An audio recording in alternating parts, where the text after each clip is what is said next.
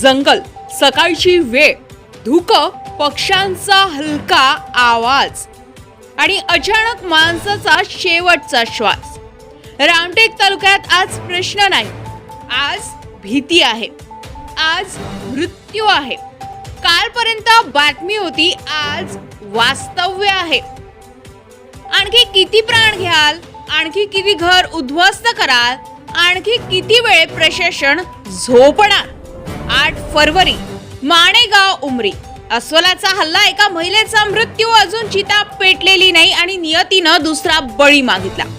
सोमवारी 9 फरवरी, देवलापार जवळ सावरा कोर वनपरिक्षेत्र, 57 वर्षाचे सूरज भुरा धुर्वे घरातून बाहेर पडताना कोणाला वाटलं होतं का की हे शेवटचं पाऊल असेल.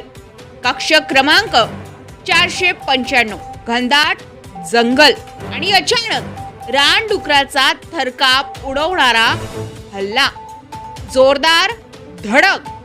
जंगल, सकाळची वेळ, धुकं, मदतीला कुणी नाही, आवाज ऐकायला कुणी नाही आणि काही क्षणात सगळं शांत. सुरेश धुर्वे घटनास्थळीच गतप्राण. ज्या हातांनी कुटुंब पोचलं ते हात आज हलत नाही. ज्या डोळ्यात स्वप्न होती ते डोळे आज कायमचे मिटले. हे जंगल अचानक हिंस झालंय का, की प्रशासन आधीपासूनच निष्क्रिय होतं?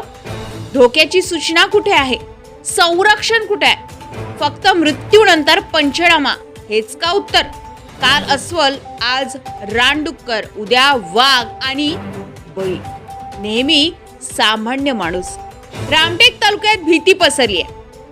शेतकरी घाबरलेत, लोक असुरक्षित आहेत आणि प्रशासन अजूनही कागदात अडकलाय. ही चूक कोणाची? वन विभागाची, प्रशासनाची की आपल्या शांततेची?